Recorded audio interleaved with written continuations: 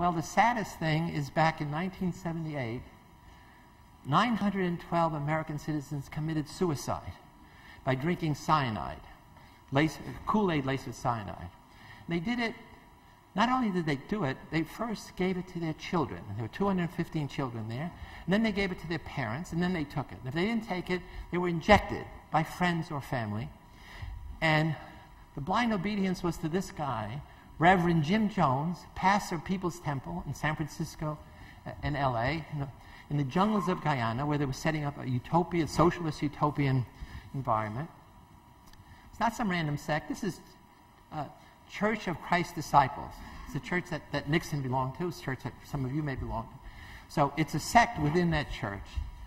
But Reverend Jones, over time, who started out being merciful, promoting brotherhood, he was a big celebrity in San Francisco. Every politician that came to San Francisco took a picture with him. And he becomes the angel of death. In my book, I have the citation. I don't think it's on the website, but I have the citation where you can listen to that last hour speech, one of the most persuasive speeches in history, where you can see how he takes these people and convinces them to take their own lives. So this is my ultimate example of blind obedience to authority. So what do I learn from the Milgram study? Not that it's easy to seduce people to do bad.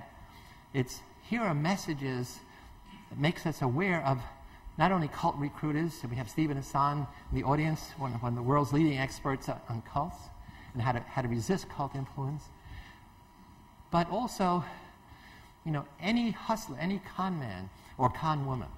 The first step is you need an ideology. You need a big story. You need something that people say, yeah, that makes sense. I will go along with it. I made a joke about national security, but that was the ideology in all the fascist countries in Central America, South America, and Greece in the 60s and 70s, where the enemy was communists and socialists. In fact, most of them communists and socialist faculty and students who were tortured, who were executed. And we actually, one of the books I have is Violence Workers in Brazil. I actually interviewed 31 of these guys who were torturers and death squad executions. That's another story. Evil begins with a small step. It's the 15-volt thing. Just keep that in mind. It's, just sign here. Just give 10 cents. Just make this a minimal thing.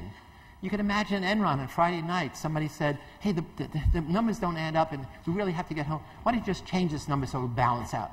You say, sure, no big deal. And then next Friday, it's, gee, the numbers are really even worse. Why don't you do... And suddenly, you're on that path, 15, 30, 45, and down. And suddenly now, you're cooking the books, and what's going to happen is thousands of people are going to lose their life savings.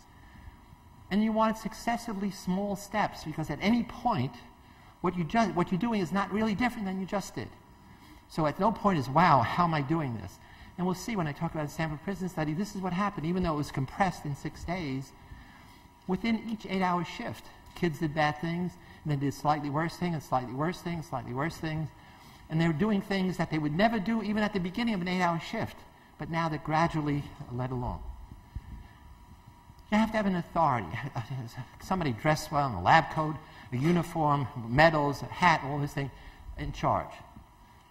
But then what happens is that just authority, that compassionate person, shifts over time and becomes an authoritarian monster, saying, you've got to do this.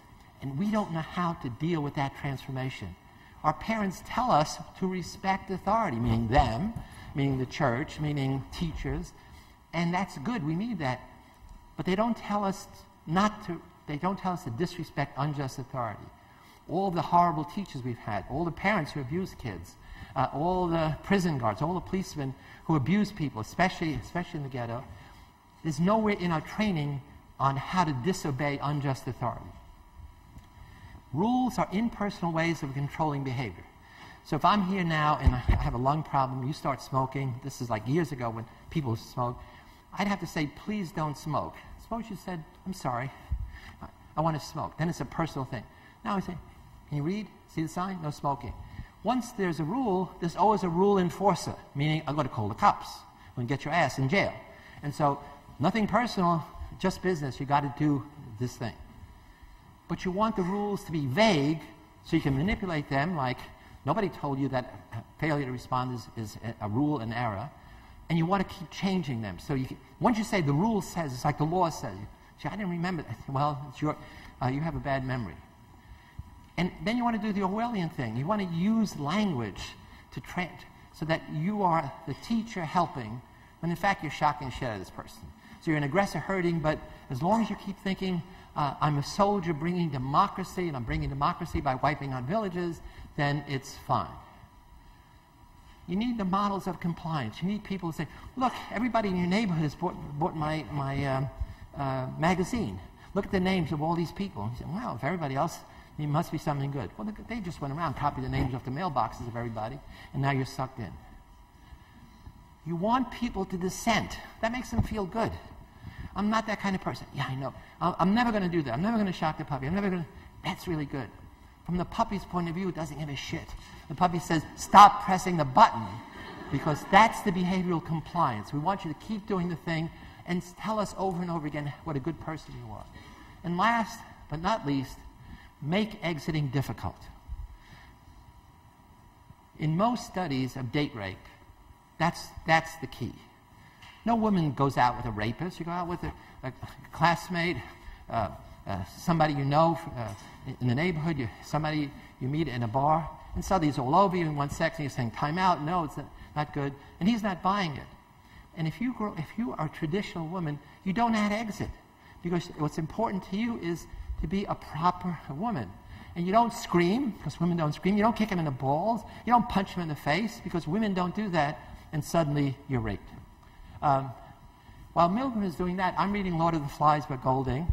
And remember, the key of that story is Christian choir boys are on a deserted island, a plane crashes, and at first democracy takes over.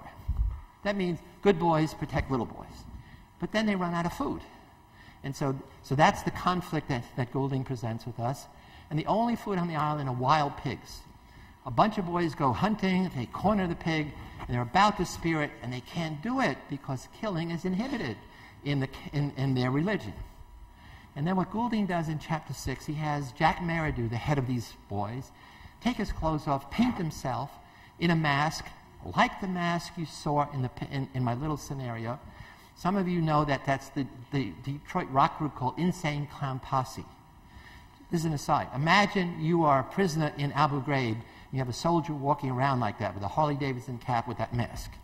If that wouldn't scare you, I don't know what would. So it's really all about... And now they change... Not only can they kill the pig, they enjoy killing, and then they kill Piggy, the intellectual boy, and then fascism takes over. So for me, that's the synopsis, the Reader's Digest version of it. So the question is anonymity enough to release sexual and violent urges that are ordinarily inhibited in a situation that gives you permission to either be aggressive or to be sexual? And when you do that, the reason we are usually moral people, the reason we don't cheat, lie, steal, etc. all the time, is there's something called conscience. There's something called a sense of personal accountability. It's really self-constraint.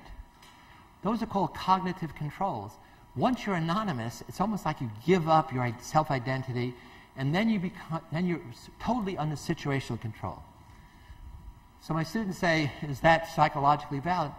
Social psychologists say, I don't know. Let's do an experiment. So the experiment is an old experiment at NYU. Students from introductory psychology come. They're greeted by my assistant, Scott Frazier. He gives them the cover story, again, the big lie, that this is a two-part study. There are women who are trying to be creative under stress. They're trying to be creative. Your job is stress them.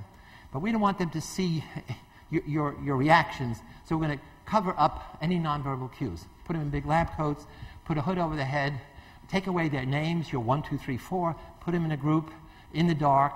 They meet the women first on a tape recording, and then they're going to meet them in person. We give them a sample of the shock, which really hurts, and now it's not going to be shock intensity. The measure we're looking at is how long they hold their finger down. It's the duration. And the longer you hold the finger down, the more this woman is going to scream and twist and turn.